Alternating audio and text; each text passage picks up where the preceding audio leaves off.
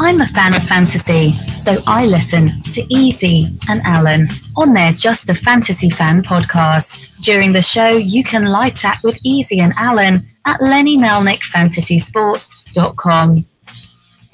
Rumour has it, Lenny only swings one way, with Launch Angle.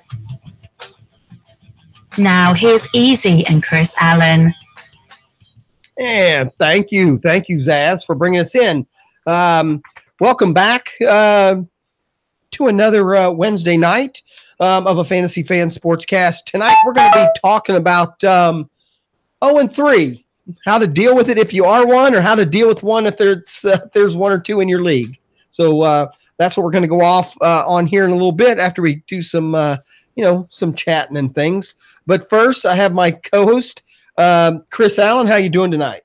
Yeah, not too bad, Mark. How you doing, man? I'm doing fine. I've been doing fantasy talk last night. I had a roundtable show. I've got fantasy tonight.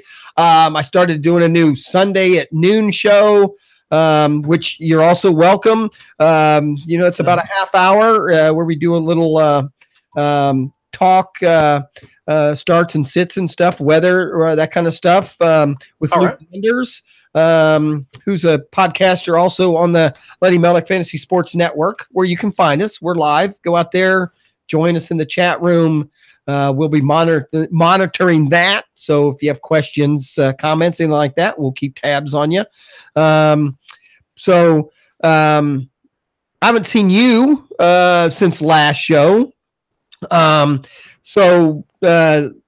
just going to jump right in with a couple sports things. The biggest one I was curious was the Tiger Woods. Let's go right to Tiger.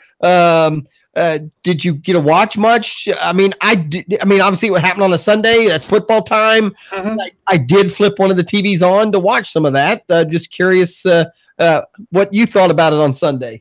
I thought it was great to watch. I didn't get a chance to watch all of the holes or like the entire match, but Saturday saw a couple holes then, and then he looked phenomenal. And just seeing him on Saturday, it was one of those moments where I had the thought that he was going to win. I thought he was going to win on Saturday. And then Sunday, you could see the excitement, like everybody was like, you could see the projections starting to come out that he was going to win. And I was just happy to see him actually pull it out. So I was really happy to see that. I mean, I don't know. I mean, I know I'm a tad older than you. I remember Jack Nicklaus when he won his last one, the big tournament, and that was a big deal. And I want to say that was the late 80s, maybe. I don't think it was early 90s, but it was a big deal because he was older and, people didn't think he'd win another one. And it was pretty neat to turn it on and watch. And so to see Tiger do that, and especially leading up now to the Cup. What am I thinking? I've just had Ryder. The Ryder Cup makes it kind of exciting because some people have already talked about should he be on the team or not, and him. I think it motivated him a little bit.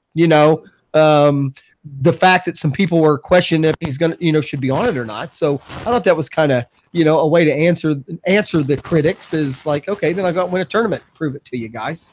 Yeah, it's a confidence builder. I mean, absolutely. I mean, you can see how his skill has started to come back over the last few months, where he's gotten to that point that he's been in the running on Saturday and like going into Sunday, and he's just kind of fallen to the back of the pack. But now riding into the Ryder's Cup, like on this type of high, you have to think that his confidence in order to make some of those shots and being able to putt, because I know putting has been like one of his, bigger hardships to his game, but I think that's exactly what he needed. And like I said, I'm a big fan of golf, and like I said, we talked already. I watched the Ryder Cup. This obviously will make it even a more exciting thing. I'll make sure one of the TVs, is following it and all that. So I'm pretty excited about it. So I think that was the big news, and I just thought of you on Sunday because I know you've been following Tiger here lately. It's pretty exciting news there as far as the sports world goes. And I noticed a couple of different athletes in football that were interviewed during the weekend, mentioned Tiger even, which I thought was kind of neat. You have these 25-year-old, football players and stuff like that. And they're saying, hey, it was pretty cool. It was a good weekend. We won and Tiger won, Right. Yeah. I saw a couple of them say that. So, they have respect. And I'm that way, you know. And I mean, I've been through multiple young athletes that are phenomenons or whatever you want to call them. And, you know, at first, even myself, not all of them, but even, you know, different athletes when those young guys, and I'm going to roll it over to the Jeff Gordon NASCAR thing. Taking it back. I'm taking it back, but I lived through his whole career to the point where when he first came on, I didn't like him. You know, he's a snotty ass, you know, braggy, you know, punk kid, blah, blah, blah. Yeah. And honest, when he retired a year or two ago and then came back for a few races, I was rooting for him because he's, you know, he earned my respect. Sure. Tiger's that way. I mean, again, I grew up with the Nicholas and Arnold and all those people and, you know, and all that. And for Tiger to come in and take over and blah, blah, blah. I'm not, you know, it was one of those where you know, you just kind of had this feeling, you know, young kid, blah, blah, blah. Yeah. Well, he needs to earn his way. Well, he's earned his way now, you know, so, you know, obviously he's been through a lot. So, you know, again, it's fun to watch somebody that as they get older, especially in golf, people don't realize, you know, you have to change your game, you know, you can't hit it as hard. You can't do as much. And he's had physical problems. So the whole thing, he's had to really, you know, do a lot. I mean, Muhammad Ali, I remember that too. You know, Muhammad Ali came back like 4 times. Oh man, yeah. You know, and each time people would, you know, it's not going to happen. It's not going to work out. And, you know, pulled it out. Here he would come. Right. Yeah. You have Bolt, you know, with the Olympics, a lot of people thought, and yeah, he didn't win the last one, but he won 3 before that. You know what I mean? And then I think the last one he got, you know, I think he did well in a couple of contests. And I think he pulled up in the last event when he realized he wasn't going to win it. But still, you know, you root for the guys, you know, after they've earned that right. So without a doubt.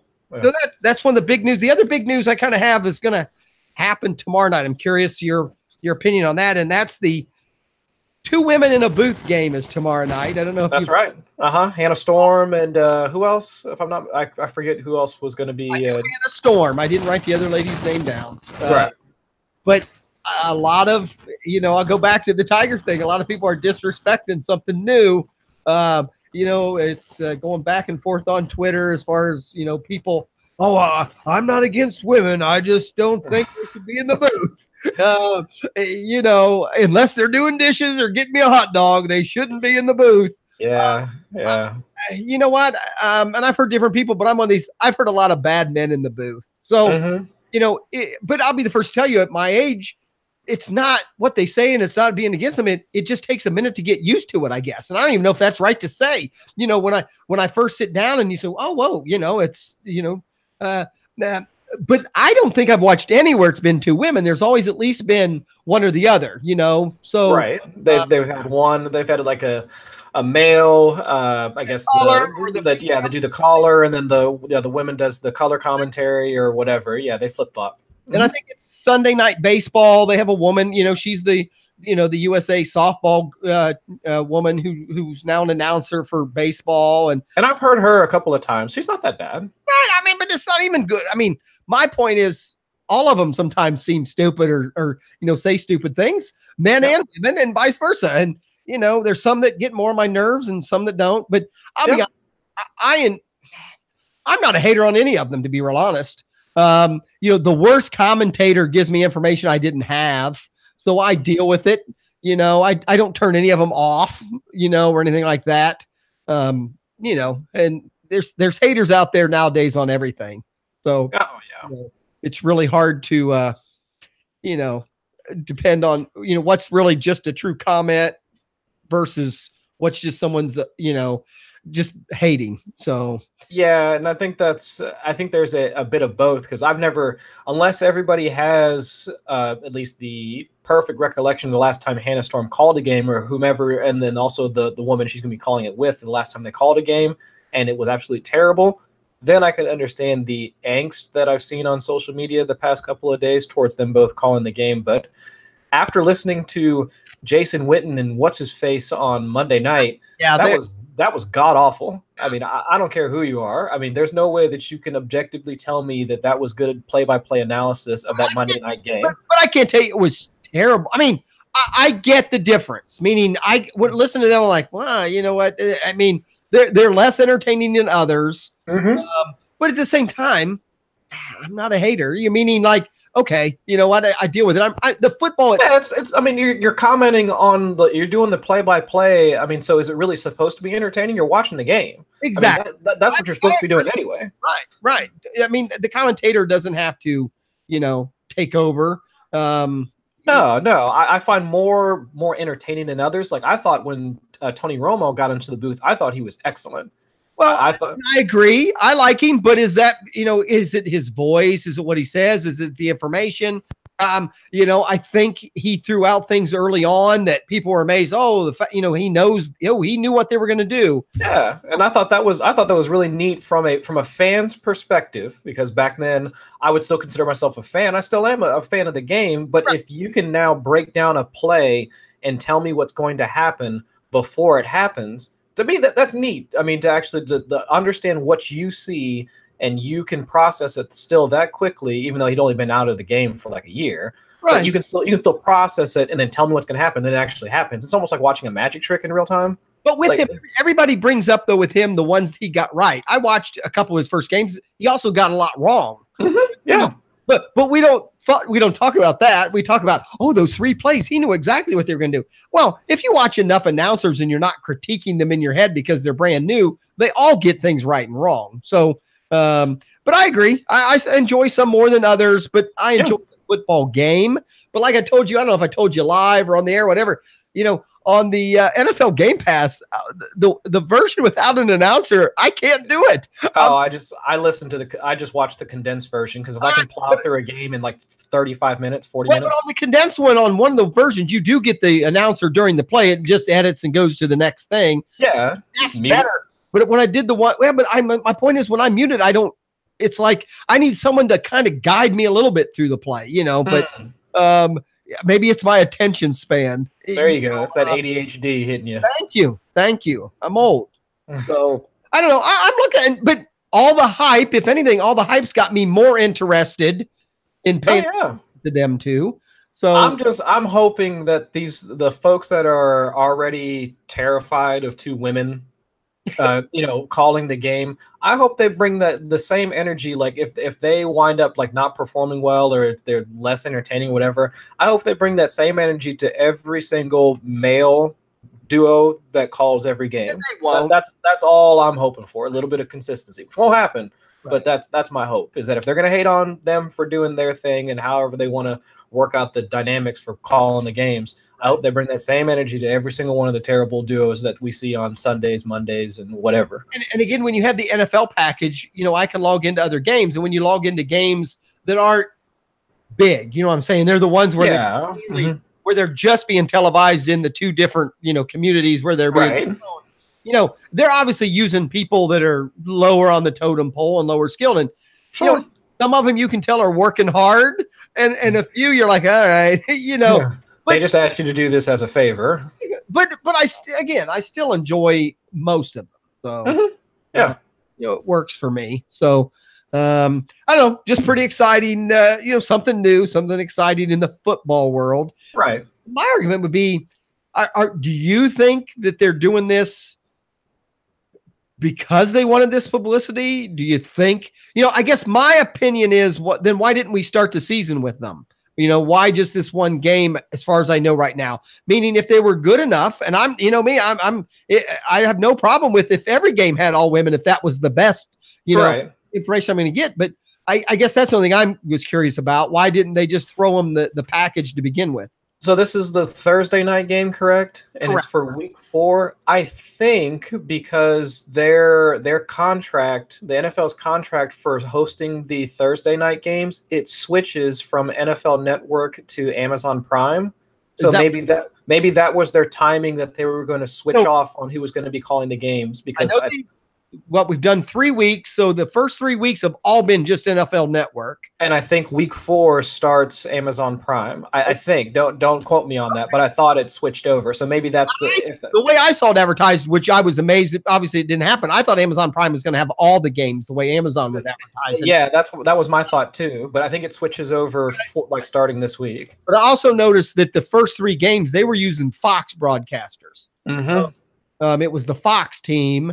So I guess again, I don't know. And again, so maybe that's the timing of the switch, is so that they're switching over to Amazon Prime, they bring in this new duo, and then here we go. And are they going to be? I mean, again, I've just heard him talk about this one game. Is it one game, or are they the package going forward for a while? As far as I know, they're it from here on out. All right. I'll accept that. Let's move to football. Well, we were just talking football. A quick question though in the chat room before we go any further. I try to get the chat room. I got Cub Hub out there. I got Cha Cha. I know earlier Cardinal was out there. Lenny was out there because they did a show. Just a quick question. He's asking about Clement for the Eagles. Is he still a keeper, or is he worth getting rid of? If you have Jay Ajayi, and you picked up Corey Clement as the quote unquote handcuff, and you started him, go ahead and drop him. I like, for me, it's just, I don't see, because he's still being used on special teams. They're still rotating in Wendell Smallwood. Darren Sproles, I believe he practiced today or got into limited practice, so I believe he's on it. Is what I saw. Yeah, so he's on his way back. It just seems like even if Jay Ajayi stays out, he's going to be in that rotation. And if they're still using Corey Clement on special teams, that's just a situation. I would rather, unless you're truly hurting at running back, I would say go ahead and drop him and make a move for some of these other running backs that have kind of come out, like Buck Allen. Now he's become like the hot waiver ad. I mean, any of those other guys that might see, if James White for some reason might still be on your waiver wire after the Burkhead went to IR, something like that. Right. Sony Michel, I think now's got a lot more upside than a lot of people thought just a couple days ago. I was a little upset. I saw him cut in a league. One of my leagues, he got cut 2 weeks ago, and I did not get him. I didn't get him. Was a little upsetting because I really thought that. Well, I mean, there's still a chance he could be their number one back and get touchdown, and get goal line attempts. He is their number one back now. I mean, it's New England to say he's number one starting running back. He'll be the love their quotes. He'll be the one out there for the first snap of the game, and then in terms of total touches between him and James White, it'll be split down the middle. I had this argument with one of the other shows I was on. There are people that will question that. Well, starter doesn't mean much if they're just on the field at first. But my argument is, if you're on the field though, that first set of downs, you at least have that opportunity to make an impression and stay there. If you're not the starter, you can never have that. So, there is an upside to that. If I'm going to have somebody on the team, I like that guy almost over anybody else in most cases, in most situations. So there's some logic to that, because I've always been an advocate of, and I know a lot of other analysts will say this, that for running backs, I guess the argument is that if you're good at pass protection, then you're going to be on the field. Like the Jamal Williams, Aaron Jones argument is that Aaron Rodgers prefers Jamal Williams because he's better at pass protection than Aaron Jones. But Aaron Jones is a superior runner. Well, my thing is, if Jamal Williams can, quote unquote, run the ball, not as effectively, but also Aaron Rodgers prefers him because he can be out in there like for pass protection, who's the more chance in order to who has the better chance in order to run the ball into the end zone? It's going to be Jamal Williams. Right. He's going to be on the field. When a play breaks down, he has the higher chance of getting the ball either dumped off to him and he can run it in for a touchdown or something like that. I want the guy that's going to be on the field more often. I agree. Right. In fantasy, that's important. You want the person with the most opportunity to make a play. So yeah, I mean, efficiency doesn't matter if you're not on the field. Exactly. Right. I agree. I mean, I think that's pretty important. So there you go, Cub. Unless you're playing me, I think we're in a couple leagues together. You're playing me, then keep him and start him this week. That would be my yeah, there you go. Little tip there. There you go. I'm learning when you're in these podcast leagues with people who listen to you now that I actually do a show. Some of them are using it against me. So that happens a lot. Yeah. Yeah, haters. I might have to start making shit up. So let's just go. Let's jump to a little bit of news then. I'll let you start like always, because sometimes it seems like obviously this week I have multiple news things, but what's your number one news take from last week? I don't have a big news from last week, but I got a big news update that just happened in the last 5 minutes. Although it doesn't, Rashard Matthews, he's out. Okay. Now I saw him asking for the release. Did they give it to him? Is that what you're saying? He's not reporting. Like, he is done. Like, he is left, as for all intents and purposes, while he might not have been granted the release, he's not playing for the Tennessee Titans at all. Like, he won't be playing anytime soon. All right. Which I thought was interesting. I mean, given all the events that happened over the summertime with his mysterious injury, getting the extension like during the preseason, and then now here we are. He doesn't want to play anymore, or at least play for the Titans. For them. So, yeah. So do you think this is a rollback into a coaching issue, a team issue, or just him a personal issue? I guess the assumption that I saw posted earlier was that his snap rate was declining over the past few weeks. And my contention with that is all the wide receivers on there, the snap counts down because the whole damn offense that's exactly what I was going to say, is that the entire offense is in a funk. I mean, they're starting Blaine Gabbert, for Christ's sake. So like, what do you really expect to happen? I mean, this is not the high powered offense that everybody expected during the offseason, and well, not even the preseason, because they look flat in the preseason. So I'm not sure what his expectations were, to be quite honest with you. I have no part of this offense in any league. And I'm in 9 of them. I don't have them in anything. I guess I could check a best ball league, but I don't even think I've got any of them in that. I invested them in best ball like throughout the summertime. I'm not talking just him. I'm just talking Tennessee Titans, period. I mean, I don't have any Mariotas. I don't have, I did not get any, wasn't sold on McCaffrey necessarily yet. McCaffrey plays for the Panthers. Oh, yeah. Who am I thinking? They're running back then. Henry. That's what I'm saying. Henry and I am thinking Lewis, right? That was my problem with it, is the two of them together. Either one of them would have been the main back. Yeah. The other there, maybe, but I just didn't buy into any of them. I mean, I've got pieces. I did like 60 drafts like over the summertime, so I've got pieces of all of them somewhere here. There, hobby. You need to get a hobby. Make beer or something. Well, I did. You see the medal? You see the medal like back there? So I do have a hobby. So I'm pretty good. I have an award-winning podcaster with me. Exactly. So I've got hobbies, plural. Well, let me just go with some of the news I have written down here that I thought was well. And first of all, also today was, and you brought it up, the Burkhead injury on IR. Is this an IR? Is this a season-ending IR, or is this one that puts him out for? I get confused. Is this one of those? They haven't designated him as IR, designated to return. They don't. I mean, the Patriots play everything close to the vest. So for right now, for all intents and purposes, we can assume he's out for the season, because that's minimum 6 weeks. That's what I mean. Okay, that's what I'm asking. So whatever they put him on, 6 weeks would be the minimum. Yeah, we won't get him back until after week 10. Okay, I do have him in just one league. Obviously, if you have an IR spot, he's worth keeping, I guess, then. But no IR spot, or only one IR spot, and you have other injuries, maybe not worth dealing with. Yeah, I've got him in one redraft league, and yeah, I'm dumping him.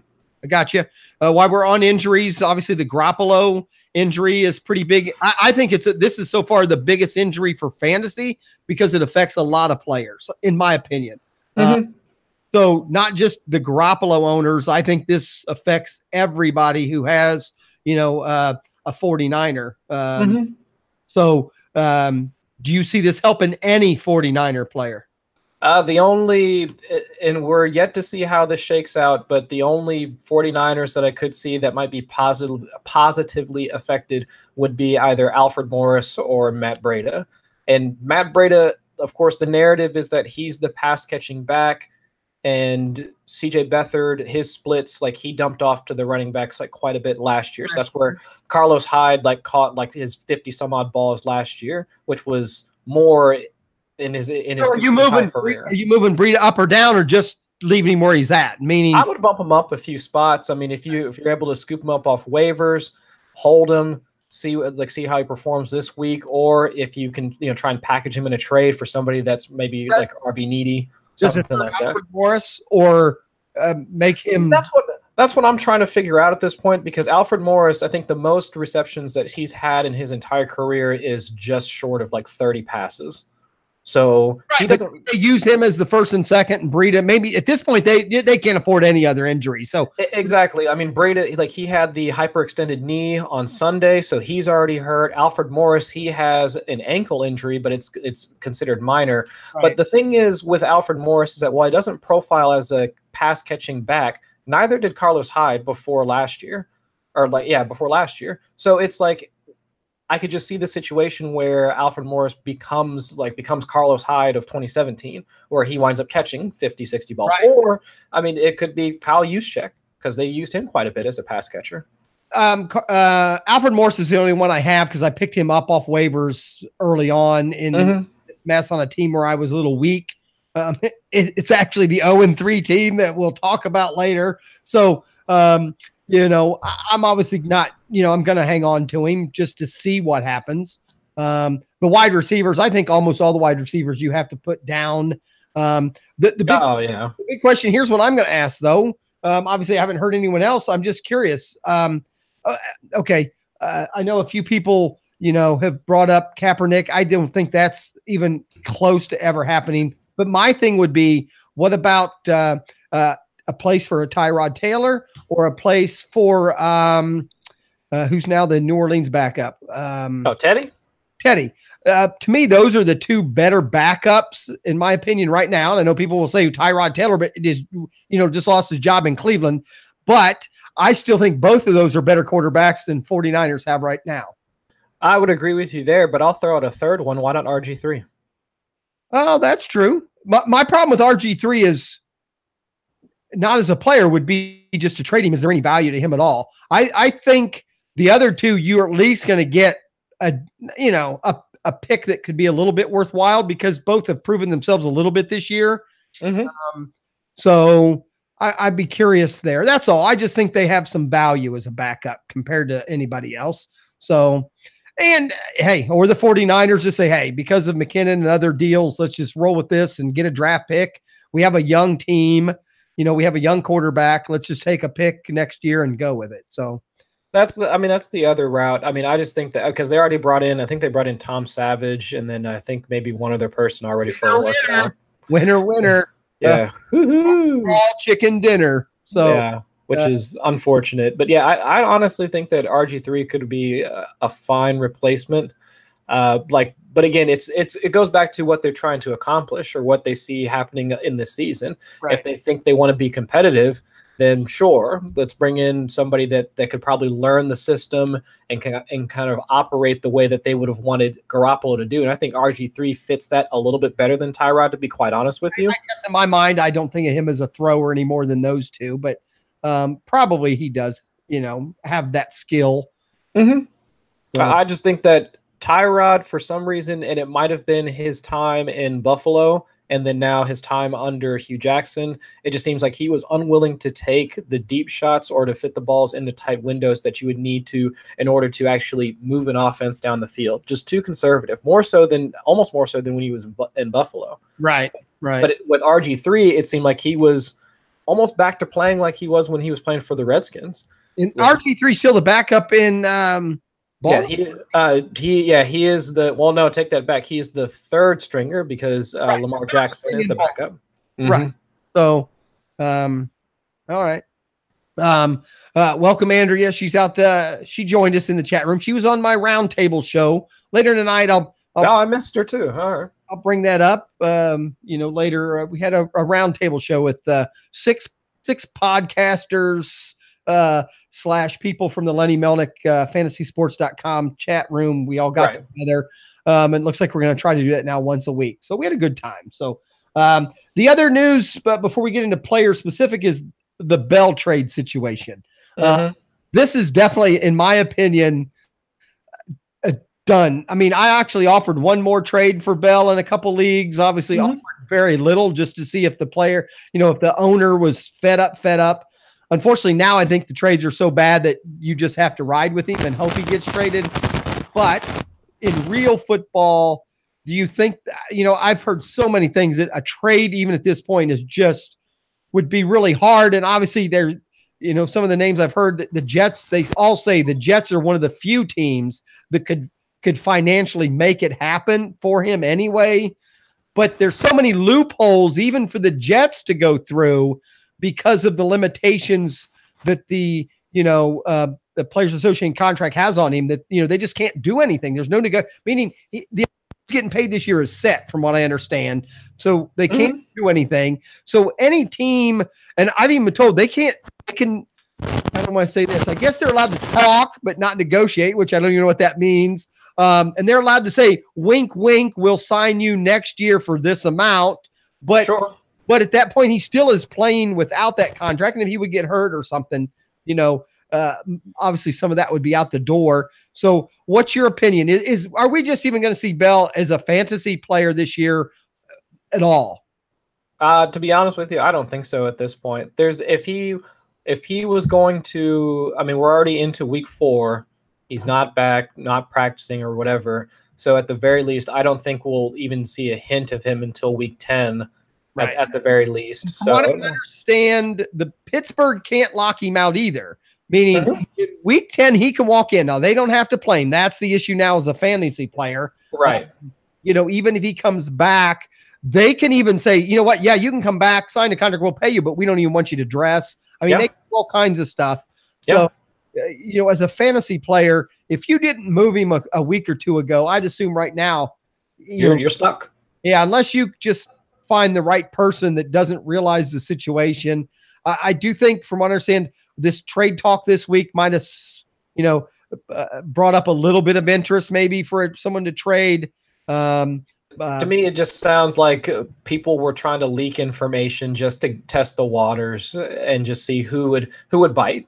What if the Pittsburgh Steelers even remotely wanted to do that? If they wanted to do that, then why wouldn't they revoke the franchise tag? My argument is, I guess, on his side also, because I got it, but again, I don't think they can. I think if they revoke it now, which I think technically they can, but even then they would owe him some money, and then free agent to sign anywhere. But even then, he could only sign. I don't know. Even that is weird. So yeah. Now I lost my train of thought. But now I know. He's doing this to hopefully make more money next year and the year after. If he doesn't play this year, I don't see how he recoups this $10 million, which they tell me that's if he doesn't play for 10 weeks, that's roughly $10 million. I don't see 800,000 or something like that again. I don't see any contract he's going to get for the next year or two being big enough to make up for that. So if it was a money thing, I just don't get it. So. Yeah, and Josh Hermsmeyer, another writer for 444, the creator of Air Yards, like the whole thing. He actually wrote an article for 538 and 538 or the 538. I forget how you pronounce the website, but he wrote an article that actually looked at the cost of him losing games versus the projected value of a contract that he's looking for, and he passed the mark of actually being able to recoup value of what he's losing. I think he lost it. I think it's like the cutoff is like I think it's this week. It's either like week 4, week 6, like somewhere in there over the next couple of weeks. The amount of money that he's losing week to week now becomes more than what he would make and that's just on a projected contract. Like if he were to get like the max contract for a running back, like I think he was asking for like 45 million or something in that neighborhood, like 2 years, 45 million, something like that. So even if he got that deal and it completely ran out and he got all the money from that, it would not be worth as much as what he's losing on a game by game basis now. Right. So let me just throw it out there for our fantasy listeners. If you happen to be a newer player or any kind of player, if you had to move him or had the option to get him one way or there, what are you putting his value at today? 0. Period. He has. I mean, what value? I mean, like he has no value at this point. Play fantasy football enough to know he has some value. There's someone on your bench. Not to me. All right. So, so back to what we said. You wouldn't trade Alfred Morris for him. Why? I'm asking. Alfred Morris is actually going to be playing this weekend. He'll give me like fantasy points. Le'Veon Bell, no fantasy. He'll start on your team. I have Alfred Morris on a team that will probably never start for me at all unless I have a weird bye week based on my team lineup. So my point would be week 10 and my playoffs, if this got resolved, am I better off having a Bell on my bench than an Alfred Morris? And you're saying no. And I I actually agree with you. I'm just trying to, throw something out there. So you're saying, as far as you're concerned, you wouldn't even hold a spot for him right now. That's like holding spots for handcuffs. And if you have If you owned him right now, you'd drop him. Drop him? No. Okay. No, I wouldn't drop him. If I drafted him, that's a different situation. That was my next question. Yeah, if I drafted him, I'm just holding him unless somebody offers me a trade for him, right. And the trade is I don't even know what Alfred Morris. No. Okay, so you won't trade for him, but you think his value is back to the two different ways with the same players. You wouldn't give Alfred Morris for him, but you wouldn't take Alfred Morris for him either. Right, because I'd already spent that draft equity. Derrick Henry? No. Why would I trade it? Like, why would I get Derrick Henry? That offense is Titans offense is terrible. Derrick Henry, no. Give me Bell. No. All right. Yeah. All right. Let's move on. Let's move on to something much more exciting for Ohio people other than Bengals fans. And that was the Cleveland Browns are now in the victory column. And obviously we have a rookie quarterback now. What did you think? What do you think this does for the organization? And what does their new quarterback do for their fantasy value? I'm not going to lie to you. I got into work on Friday, and I actually heard somebody say that they thought the game was scripted. Like they thought the Tyrod injury was scripted, and bringing Baker in like at halftime and leading the comeback charge for the Browns to get a win. He thought the whole thing was scripted. I kid you not.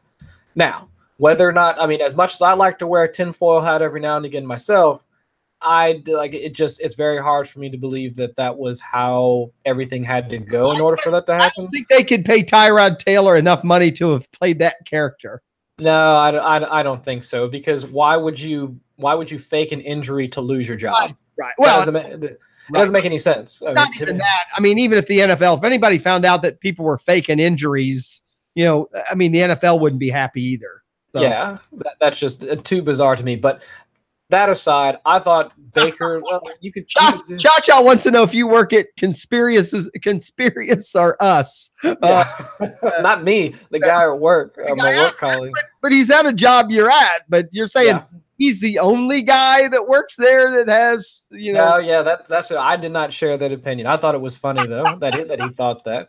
But I thought it was great. I think it was an enjoyable game to watch, obviously, because of it was not enjoyable prior to that because it was ugly before that. Oh yeah, I made some horrible picks for quarterback streaming. That was rough. But actually, I did play the Browns defense in a couple of leagues. So I have a league where I started Tyrod Taylor last week and sat Fitzpatrick. And I did lose that match. So. I know. I love Fitzpatrick, but I didn't buy in. I'm sorry. Hey, we're on to week 4. We'll just get right. Yeah, but you could tell Mayfield. What does he do to the value of all the other players? I think everybody's up. All of them, Tad. Everybody's up. Antonio Callaway up. Jarvis Landry up. David Njoku up. Everybody. You can't. There's no scenario to me where the value of all these players doesn't increase, like for how they're used. Right. Because you could tell as soon as he came in, the trick play that they ran in the red zone was awesome. It was just, it's like they would never have done that with Tyrod. Right. Like there's no world where that would have actually happened. So and I was a Tyrod believer before the season. Oh, me too. I thought that impressed me in the preseason. I was We talked about this in like July, or it was either August or July, and I thought that Tyrod would be their starter until they got knocked out of the playoff hunt. I firmly believe that. I did too. I believe you. Obviously, I don't think this does anything for Nick Chubb. I'm pretty sure he's close to cuttable. At this point, honestly, I would kind of hold on to him because if that offense is going to continue to be able to move the ball. You're only holding on to. He's a handcuff at best now. Yeah, he's a handcuff. There you go. He's in the same range as like. Are you cutting Latavius Murray at this point? Well, no, but there you go. Okay, but again, I spent more money on him than I did Chubb, but I don't own him either. So you spent more money on Latavius Murray than Nick Chubb? I would have if I owned either one of them, but okay. Murray had a higher ADP than Chubb. And I shouldn't say that. There's leagues around here. Obviously, we're in Ohio, so you're right. Yeah. Chubb must go. Chubb Bub. Yeah, we'll change your name. Instead of Cub Bub, you're now Chubb Bub. Chubb Bub wants to know if Callaway is now a must start. A must start? Yeah, I could put him in my flex each week. I would have no problem with putting him in the flex. Told me never to cut my Chubb. So No. I wouldn't advise that. I would not advise that. But I'm excited about Callaway, I think, over any of them. I think his value went way up because of this also. To be honest, I'm more excited for Jarvis. He's the primary, it's Jarvis and Njoku for me. I'm ready to see what those two can do. And then Callaway, that's why I put Callaway in the wide receiver 3 flex territory, because he's still a rookie. I mean, he's got a tremendous athleticism, but he's still a rookie. So I would rather bank on Njoku, Jarvis to power the offense, and then Antonio Callaway for the deep shots and the big plays. How do I say this? I agree with you, but I still think Callaway bumps way up compared to where he was. I agree. I said that at the jump, but I wouldn't value him over Jarvis Landry, who is the wide receiver 2. I was working on a trade situation today, back and forth. It never ended up happening. And actually, the deal breaker on the other guy's end was, when it came down to it, part of the deal was he was going to give up Callaway, or he was going to get Callaway from me, and I was going to get Fitzpatrick from him. And then other people. This was a trade that involved multiple players. But he came right out and said, I don't think I can do Callaway for Fitzpatrick when it comes down to it. And I said, I got a feeling at the end of the year, those two are going to be very similar when it comes to fantasy points. That's entirely possible. I don't know. I don't think it's possible. Fitzpatrick isn't doing anything. Callaway is on his way up. Fitzpatrick could be. The offense he's on is terrible. So, wait, are you saying Fitzpatrick or Fitzgerald? Fitzgerald. What'd I say? Fitzpatrick. I was like, Fitzpatrick is playing lights out. Fitzgerald. I'm talking Fitzgerald, wide receiver for the Cardinals. Gotcha. That makes more sense. Fitzpatrick. Yeah, Fitzpatrick is playing 2015 Blake Bortles. I got my Fitz mixed up. No, I meant wide receiver for wide receiver. I think Callaway has a shot at the end of the season being, equal to Larry, if not above him, to be reliable. Yeah, that could make some sense. Yeah, because the Cardinals are struggling. And what do you think about that? That was the other option I thought. Sam Bradford on the 49ers, where they have a better line and some other options. I'm still a Sam Bradford, if he had stayed healthy all these years, I think has talent. So, I know there's a lot of people that don't think so because of most people just never liked him because of injuries, had nothing to do with his talent. So, back to the same thing. You put him on a team where they have skill and a line, give him a second or two, he'll make decisions, could win a game. So I could go back and watch the week 1 Vikings tape from last year where Stephon Diggs wore the Randy Moss cleats, right, and just went bananas. That was Bradford's only start, and it was magnificent. He was fitting balls into tight windows. I think he's still a good passer. It's just that he's hesitant and he's unable to, process reads as quickly because if you look at the Cardinals' offensive line, it's terrible. You have to be quick because of that. So yeah, but he is another person out there to me that and at this point the Cardinals would be better off trading him to the 49ers and getting a pick or something. Right. But, that was it. That'd be interesting. That'd be interesting. The other thing, we have a couple other rookies that started. Josh Allen. Now Superman. So leaping over linebackers and whatnot. But again, I don't know that he improves fantasy value a whole lot for that team just because they don't have much. He rushed for the touchdowns. He didn't he didn't do. It didn't help anybody in Buffalo. Right. Oh, I agree, and I don't think he's going to help. Any of their players. I'm still not even sure what McCoy's going to do at this point when he comes back. At this point, I wouldn't start McCoy if he was on my team. Well, obviously bye weeks, things like that. I'm not starting McCoy unless it's raining or snowing. Then he'd be my starter. So they're playing the Packers this weekend, and Adrian Peterson of all people just ran it down their throat, scored 2 touchdowns. I had on my list as far as news from last week. The Adrian Peterson thing was pretty phenomenal too to watch. I don't think it's sustainable I think it was one of those fluke weeks. But if you have Washington, or if you have him and you picked him up, off like that, I unfortunately, here's the problem with that. You have to start him now. He now has to prove not to be a starter. I think right now he's pretty much, most people who have him picked him up because they needed a running back. So you got to start him. No, sure. I mean, not this week, obviously, since they're on a bye. But I mean, once they get back, yeah. I mean, because the way that offense is functioning right now, it's just weird. Because Jamison Crowder almost seems like a non-factor in that offense, which I thought was just, I mean, completely. I never saw that coming with the injury. I mean, I've seen him drop now. Yeah, I mean, I've dropped him in a couple of leagues myself because it just seems like we were assuming that with Alex Smith being captain check down, Jamison Crowder will be the primary beneficiary. And it's been Chris Thompson, it's been Paul Richardson, and Josh Doxson to some degree. I mean, hell, I think, what was it? Not this past weekend, but the weekend prior, Adrian Peterson had a bunch of receiving yards, and it was Chris Thompson that was leading the way on the ground. So it's just this. I don't know what to do with the Washington Redskins offense at this point, but Adrian Peterson's producing, so can't knock that. Cub says Chowder's no better than Crowder is no better than Chowder at a free soup kitchen. Oof, that's rough. Now I'm going to go back with what you said. I mean, earlier on the other play. I mean, I still don't think I drop him based on what's in good competitive leagues. There's still not a lot of players on waivers to me that have his upside, maybe. And you know what? Especially with this early bye week, I'm willing to maybe hold him if I have room because of the bye week, especially. I'm willing to hold him and see maybe if they don't come out of the bye week, maybe doing something different. So it's possible. I mean, they've got the 2 weeks to retool the offense and see how things come back.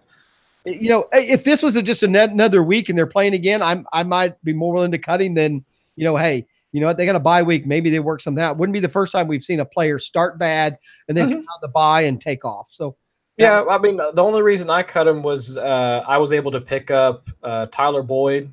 That's a no-brainer. I'll give you that. Yeah, it was those were for more high upside players and players that I knew had at least a better path to targets. Now, if it comes back, if the pendulum swings back the other way and Crowder's getting weekly targets, then sure, we can try and make room for him. But right now, it's just I don't see it. Right. All right. The last thing I have on news coming out of last week, which I know made a little news this morning, and that's and I wrote down Clay Matthews problem. Obviously, it's not just a Clay Matthews problem. It is last year I heard, hey, I'm stealing this because I heard it from multiple people. Last year was we didn't know what a catch was, and now this year we don't know what a tackle is. Right. So I know we did talk about it a little bit on the round table, but last night, but what's your opinion of this tackle thing? And obviously the most obvious ones are the Clay Matthews ones, which just seem, he's just getting there so quick. He's tackling somebody and he's driving through them and landing on. I mean, to me, there's a difference in tackling hard and driving someone to the ground. So what's your opinion and what's the fantasy effect? We've already been seeing the fantasy effect. So by these, was it roughing the passer penalties that we've seen? More drives have now been extended, and now our fantasy players have been scoring more often. And how many times have we now seen? I mean, especially with the most recent one that just happened with Clay Matthews over the weekend, it allowed them to extend the drive so that I think that was what helped Adrian Peterson get into the end zone the second time. Right. So it's like these are not from a fantasy perspective. These are great because now the offenses get to stay on the right. And they're also great because your quarterback's less likely to get hurt. So right. But now on the flip side, when it comes to actual football, yes, it is very. I mean, it's very hard to watch a game where every time a quarterback gets hit, a flag is being thrown. I think it was the Monday night game where you saw Roethlisberger get hit, and it's just like they would immediately throw the flag. The one where I forget which, I think it was the play in the second quarter where you saw him get hit on the back of the head and he fell over like clutching his helmet and all that. Well, whether he's hurt or not, I don't know. Right. But then that threw a flag. Right. I mean, there's so many instances like over this past week of games where it's like come on, guys, there has to be a better way to legislate the rule than what we're seeing here. And then also the defensive end that actually wound up injuring, he tore his Achilles trying to avoid like pancaking a quarterback. I mean, so what are we doing here, guys? Like, there has to be a change. I also heard an announcer yesterday talking about the Garoppolo thing, and give me a second to explain it.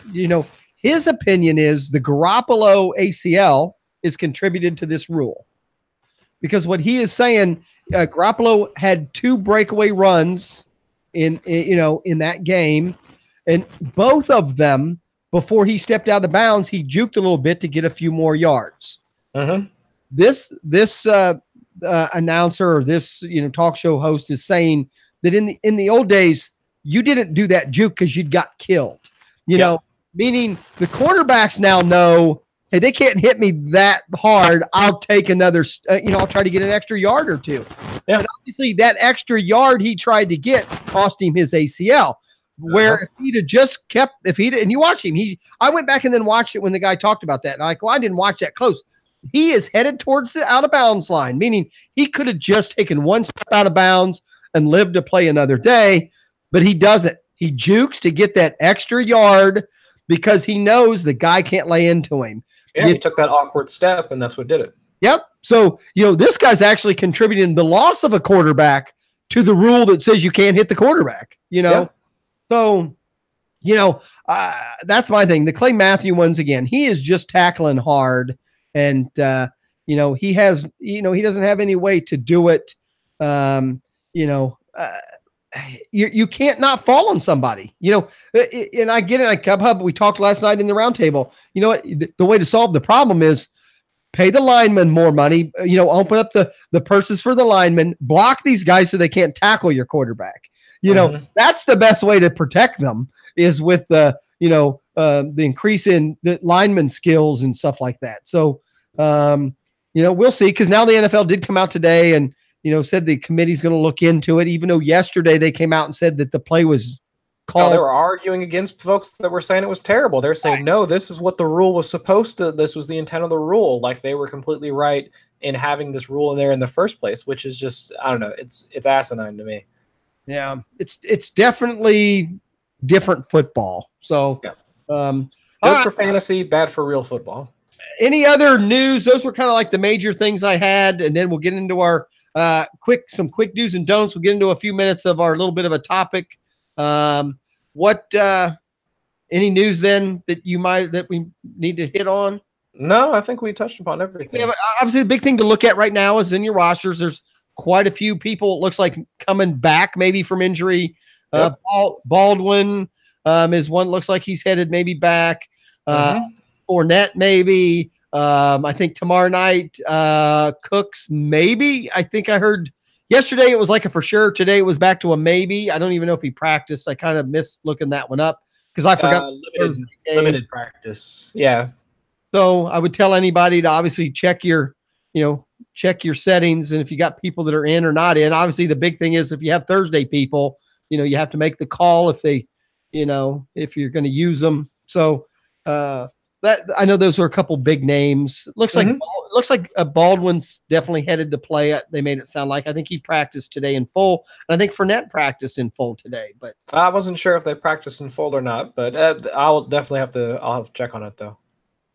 Now I think Fournette did, and now I think about Baldwin was at practice, but only did running drills, did not do it. Okay. So that's what I got there. All right, let's jump into our weekly do and don't section. Like I said, we're getting ready to go into week 4. Week 3 just finished up. Before we go there, I've got a couple questions in the chat room. Question, how to handle Green Bay running back situation? Don't. Okay. There you go. There's a good answer from the expert on the show. That was the quick answer. To be quite honest with you, well, it depends on who you own at this point. If you've been holding Aaron Jones and just Aaron Jones, like if you just picked him up off of waivers and you have him, hold him. But I don't think you can start him yet. No. Right.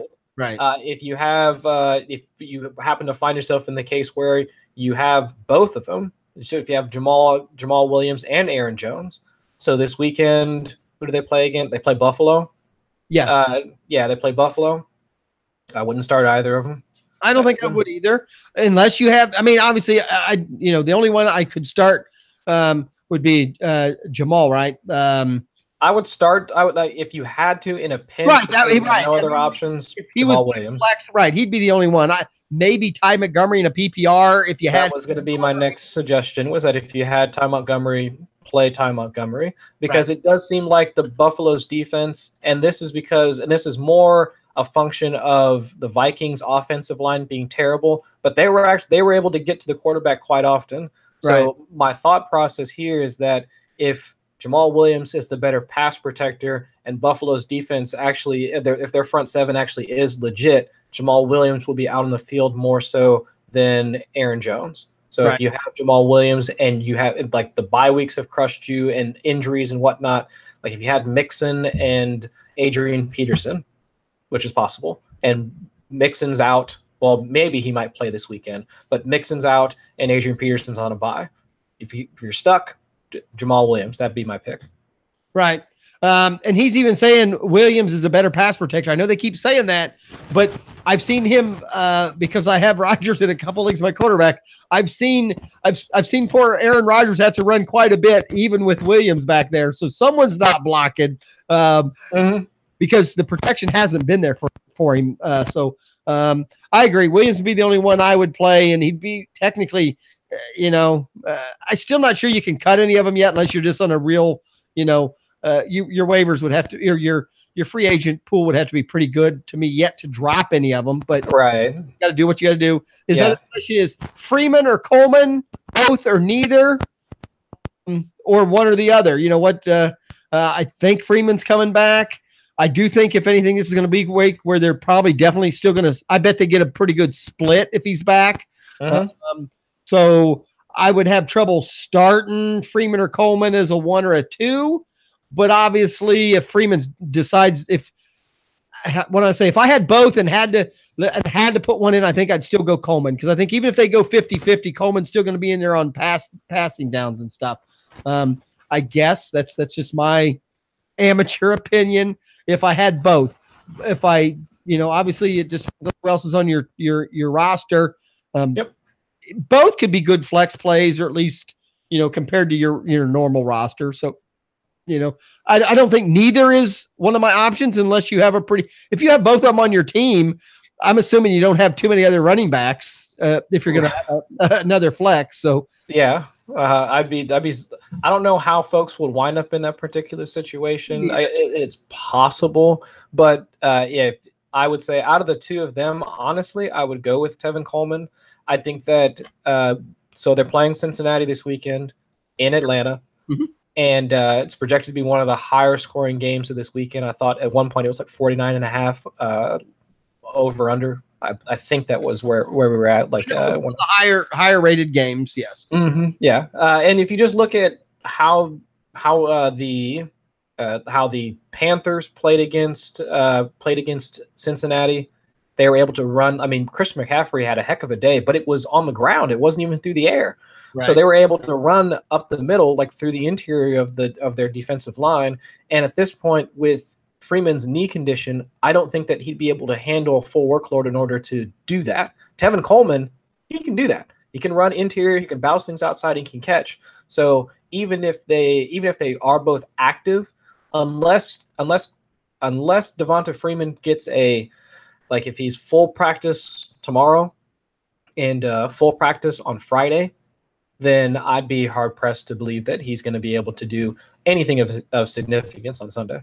Well, I believe this injury of Freeman affected both of their fantasy value, even now being healthy.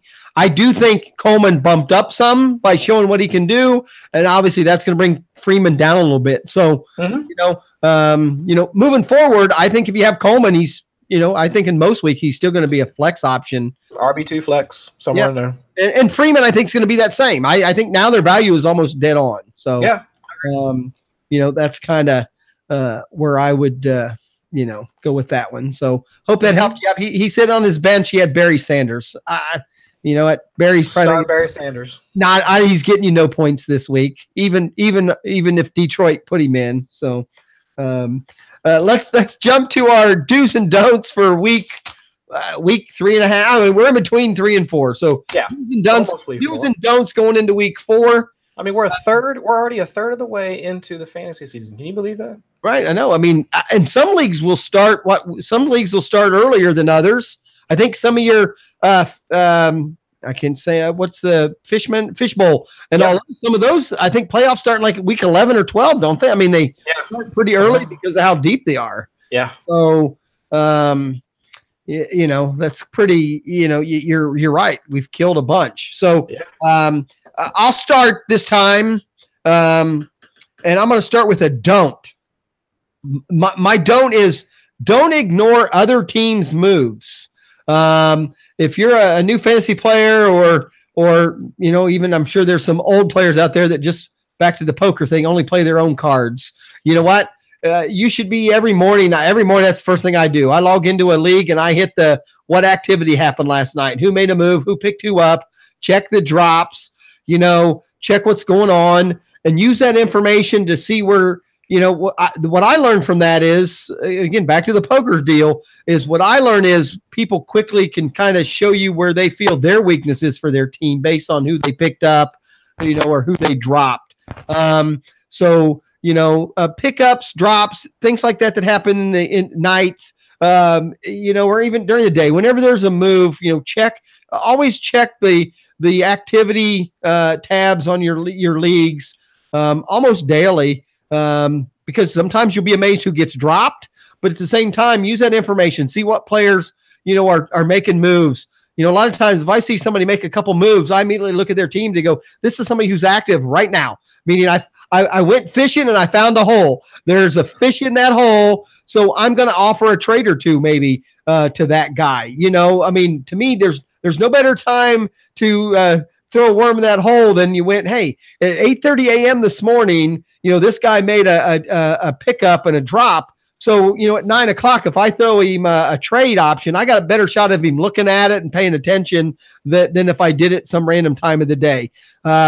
So again, that's easy kills overthinking maybe, but in my mind, I'm convinced that helps me, and that's what it's all about. If you're convinced it helps, it helps, but I do think, pay attention to what your other teams are doing, that way you can maybe make a move that helps you by knowing what they're doing.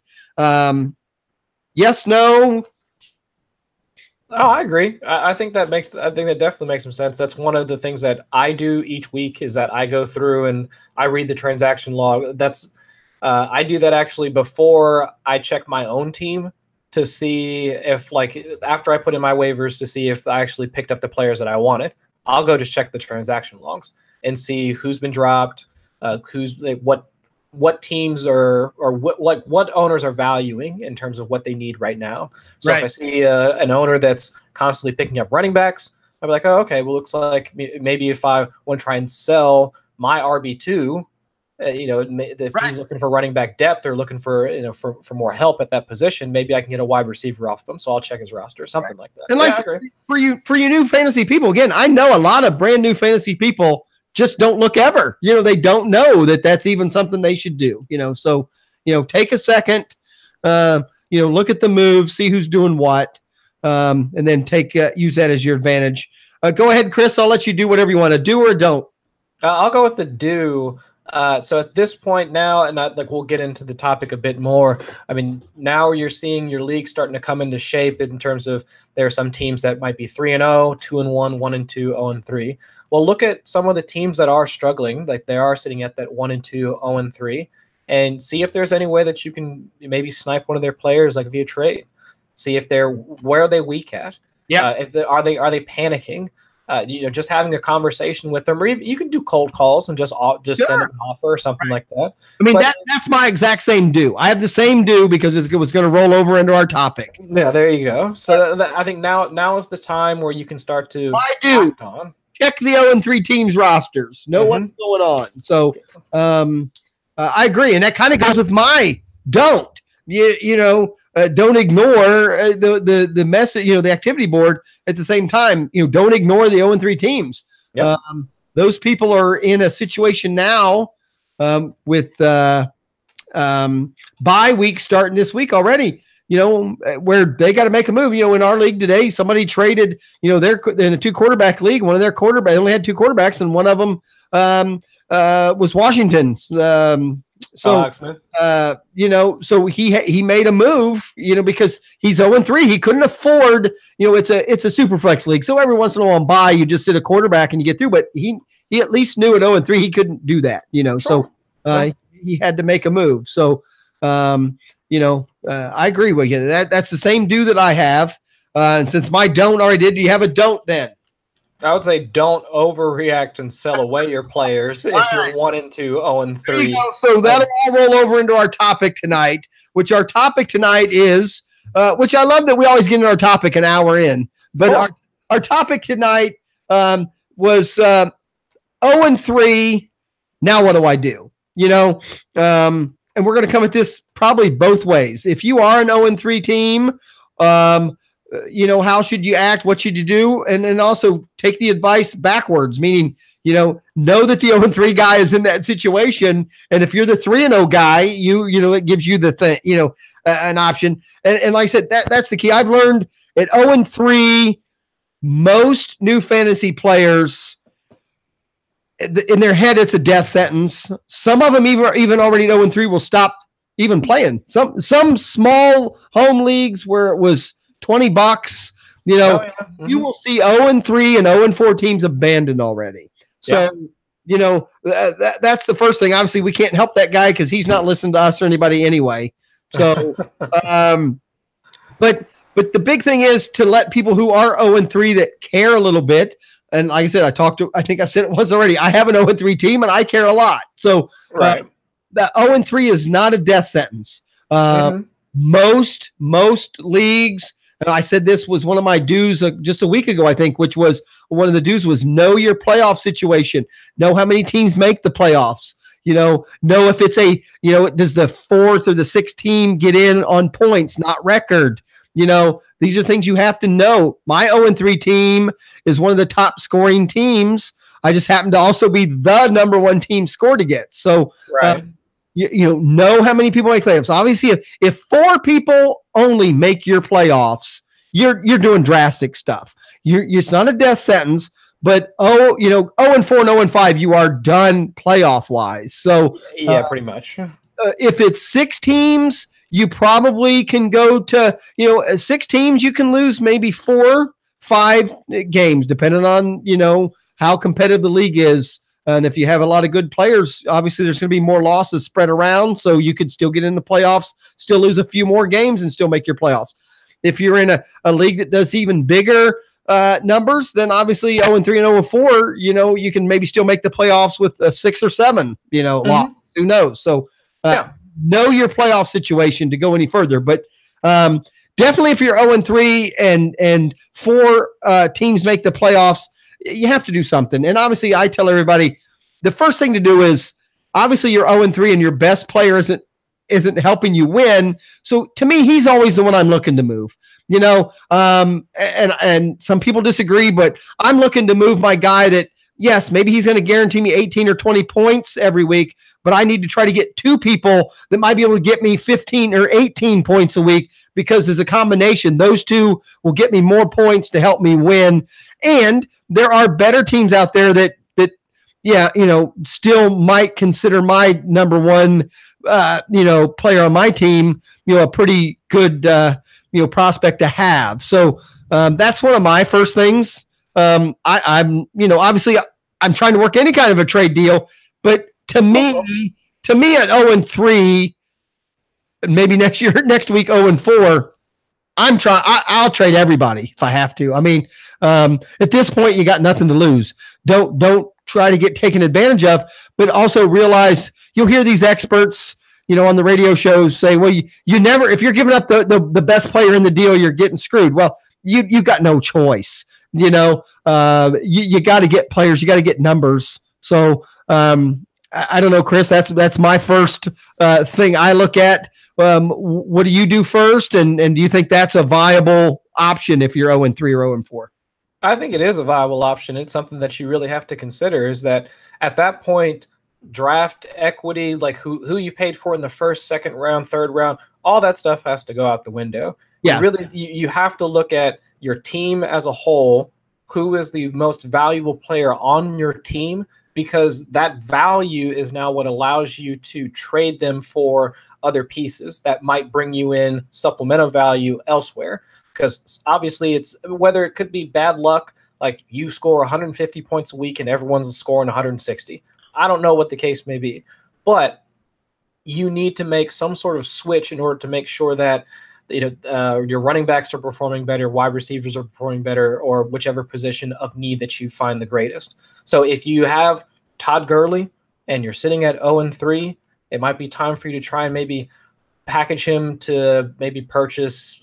Again, I don't want to throw out specific names, but maybe I will throw out names. To me, that's the kind I'll throw out Gurley, and let's say because now I'm looking for buy low people, maybe. Yeah. You know what? I'm looking at the Freemans. I'm looking at the I'm trying to think of the other, maybe a Cook who plays for Minnesota. Maybe where those, their value has dropped enough where maybe I get two of those. Maybe, I might get a couple, number one, I know, I'd ignore where they were drafted, but, there's a lot of running backs that went in the first round and some of those people aren't happy with them. So obviously if you got Gurley and you can turn around to somebody that at the end of the draft picked up, I'm just trying to think at the low end of the draft.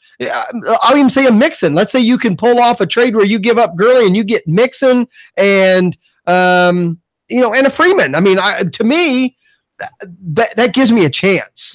Some people look at that and go, you're trading one healthy guy that's the number one in the league for two guys that are injured. But my thing is, both of them are coming back, and to me, it's a gamble, but it's a gamble you might have to take because those two people definitely healthy, in a couple of weeks from now could outscore Gurley, So, that's what I'm looking at. I'm looking to sell my best people to buy maybe a couple buy low people, that help. Because I know there are teams out there. Cub is one of those. Cub's got a team that's 3-0, and he's, most of those 3-0 teams, some of those do still have, I'm trying to think, a David Johnson, go find the David Johnson guy, see what else is on his, I'm guessing you have David Johnson, you're probably not 3-0, but if the David Johnson guy's got a couple of wins and you have Gurley and you have no wins, you know what? I'll take my shot at David Johnson and, I'm trying to think of a wide receiver because, in my opinion, obviously you got to get starters. You can't get help you on the bench.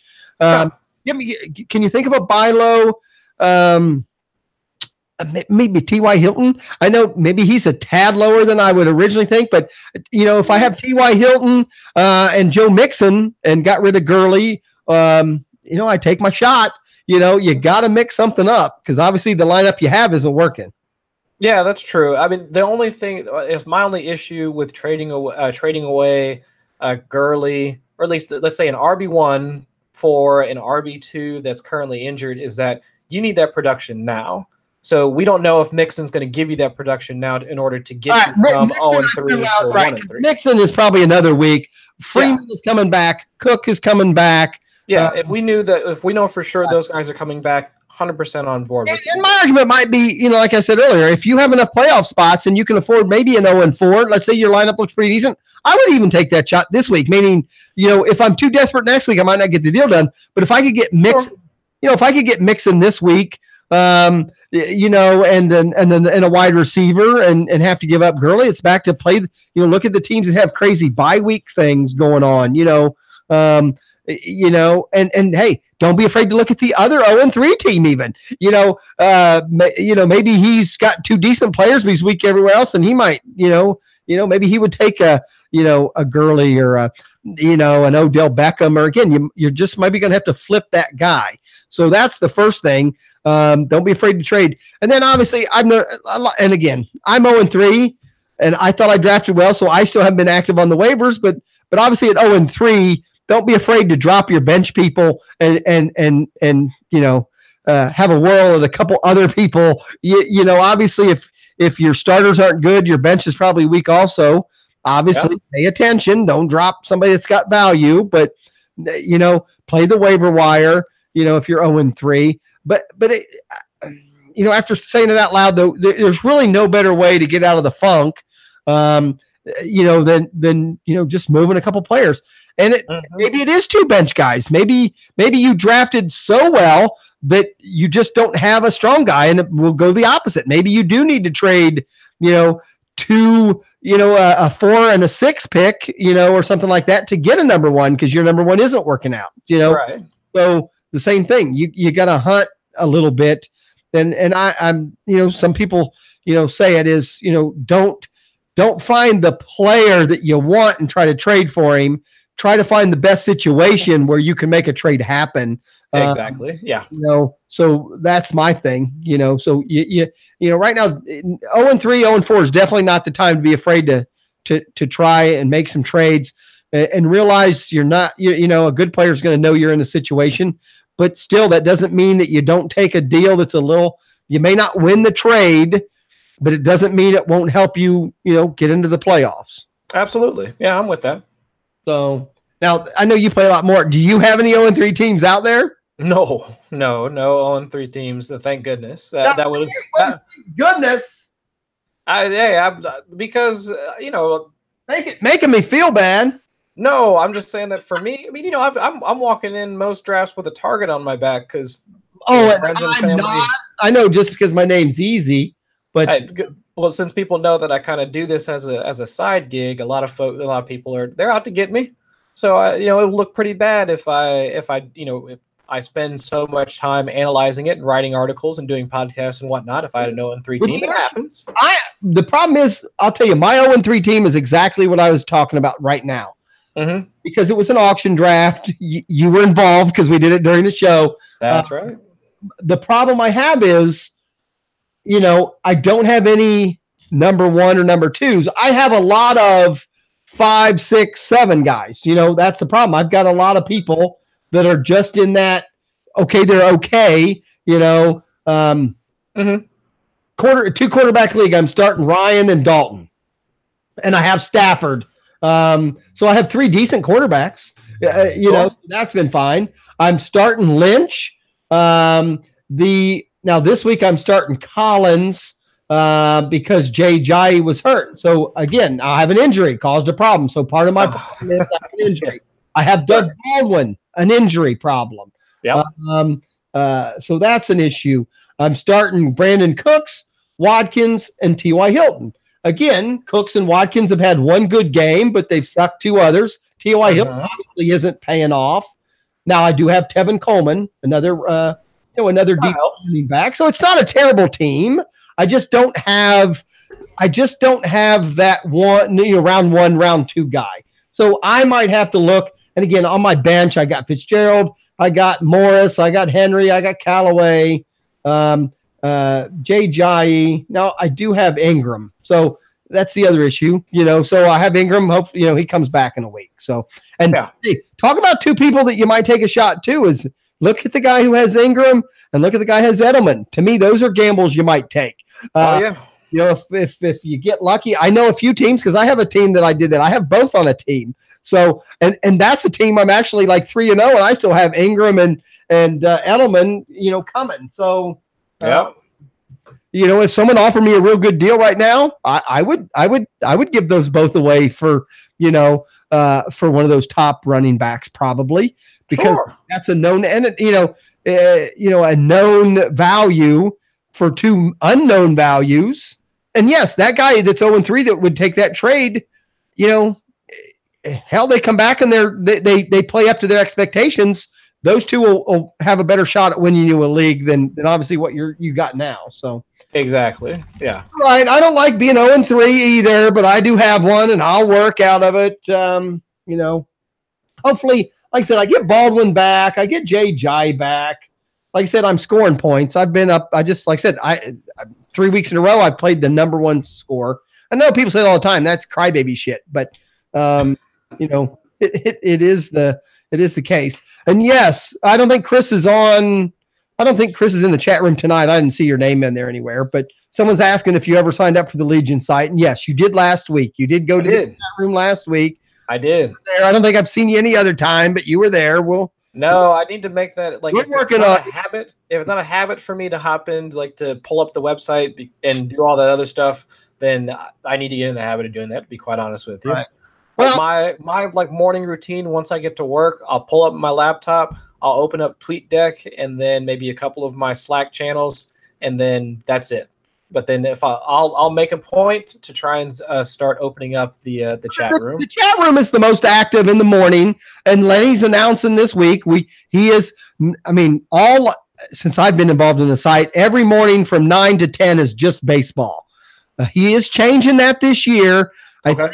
I think Thursdays and Fridays now are going to be football. So they are going to have football shows on live from 9 and they go about 45 minutes, 9 to 9:45. But obviously the chat room's open during that time. So usually during the live show, and I'm in there too, we'll do some chat and do some stuff. And sometimes people are chatting about what the podcast is saying, and other times that people are just talking about something totally different. So the chat room's going to be open at least those days. We now have, and we'll go there and say, let's finish up. The last thing I want to say about 0-3 and 0-4 teams, though, before we go out of this, is right now is the bet. You can do two things. Like I said, a lot of people will quit.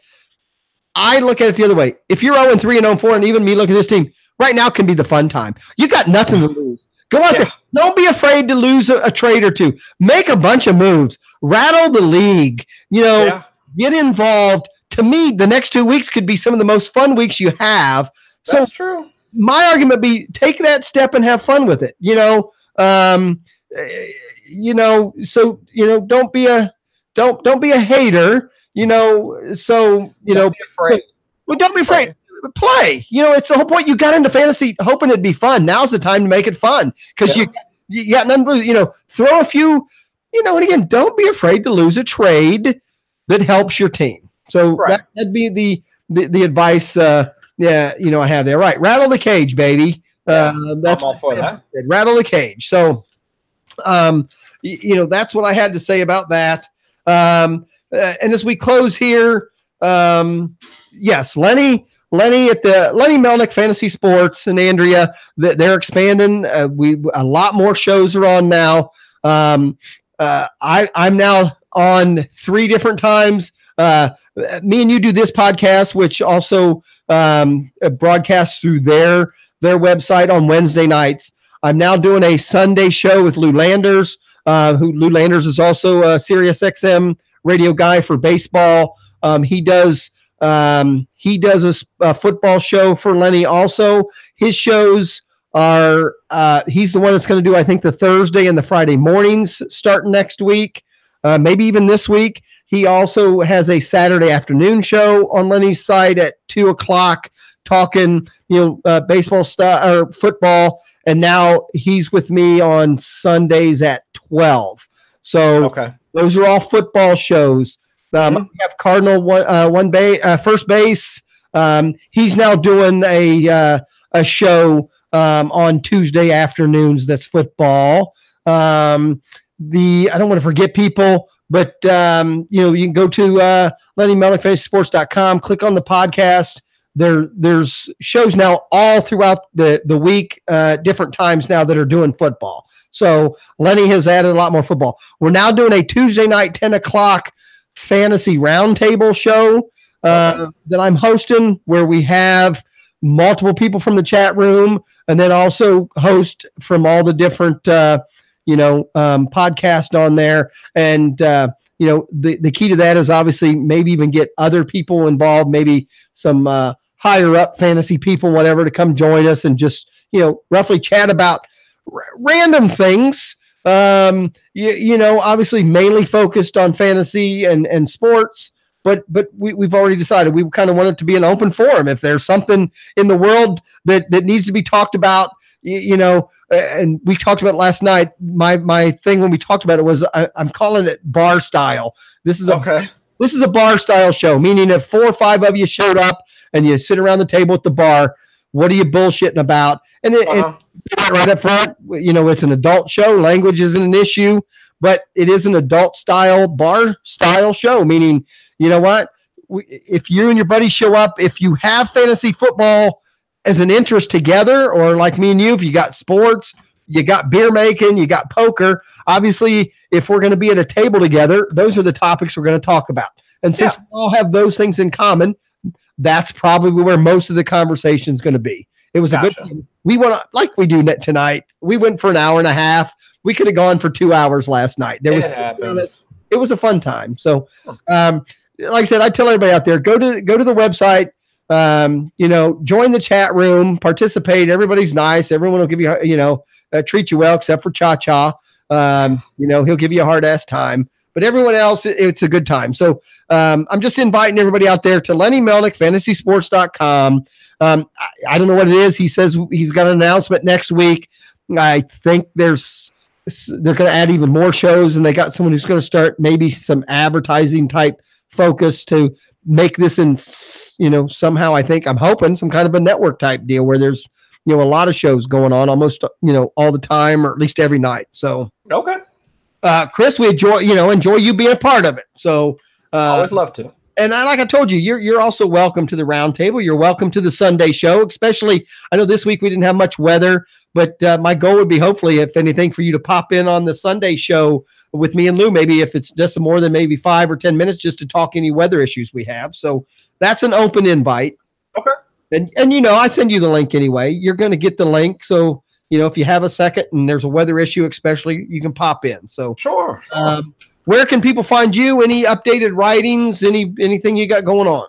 You can find me on Twitter at Chris Allen FFWX, and then my weekly quarterback streaming column that came out. What's today? Today's Wednesday. Yeah, my streaming column came out yesterday. So I've got some 4 quarterbacks for you guys to go and take a look and see if maybe if they haven't been picked up already. Go ahead and check them out. I'm streaming Tannehill. I did not write him up. I couldn't pull the trigger on him for some reason. Although, no, take that back. I did put him into the. Okay, but now I'm streaming him, and it's always weird because people, when you say I'm streaming him in a 2 quarterback league. Oh, that makes okay. So that's different. This is a 2 quarterback league where we cannot roster more than 2 quarterbacks. Right. So one of the few 2 quarterback leagues where streaming is also a part of. So I obviously start Aaron Rodgers. I have that solid number 1, and then I stream the second one all the time. Gotcha. I just float that second guy. So I added him for next week. He's in my looking ahead portion of the column. I didn't have too many choices this week because a couple other people, because of all the injuries, obviously people picked up other people. I think Flacco was another option, and to me they were close. But I don't know. I just think Tannehill to me, with my lineup, is really strong. And I'm not bragging.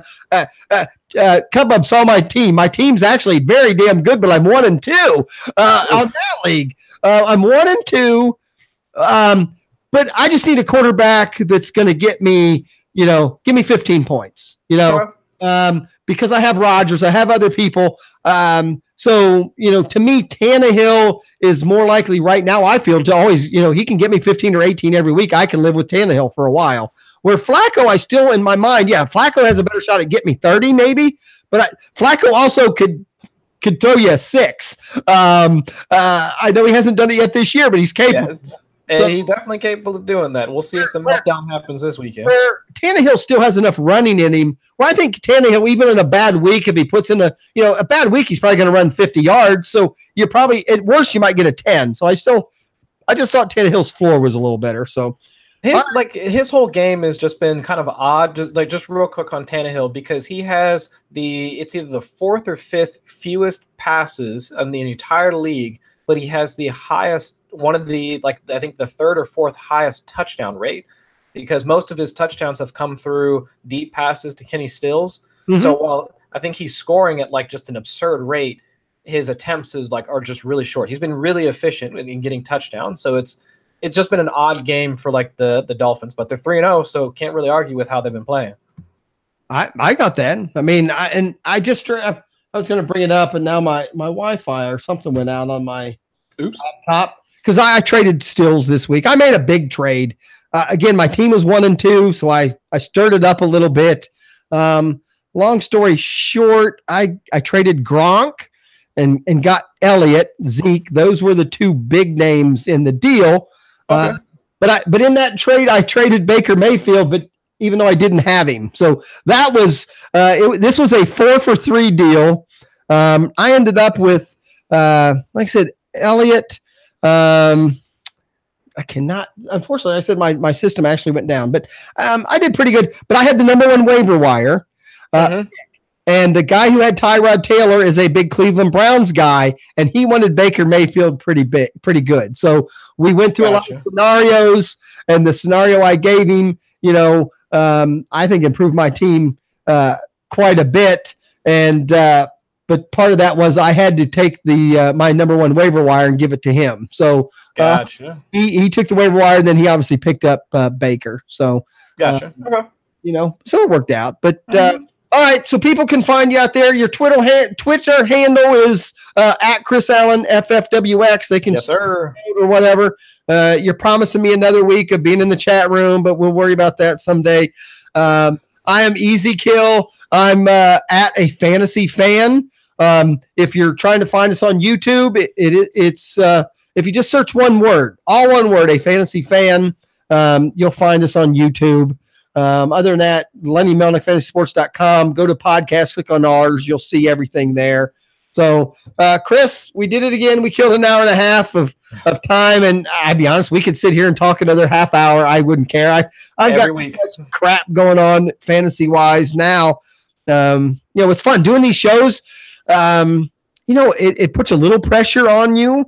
And, I mean, you've been doing a little more than me. Again, I'm an amateur at this end of it, let alone the fantasy part. But it makes you prepare a little bit. I think it's making me a better fantasy player. Obviously talking to you helps, but just preparing for the shows makes you think things through a little bit more than, just making just doing crap. So I've enjoyed it. We had a good time.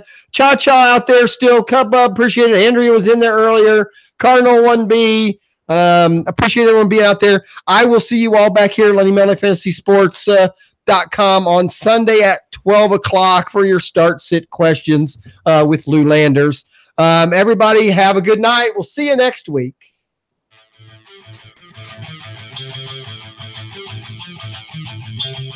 This has been Just a Fantasy Fan podcast. And to keep your fantasies going, follow us at justafantasyfan.com. Say good night. Good night.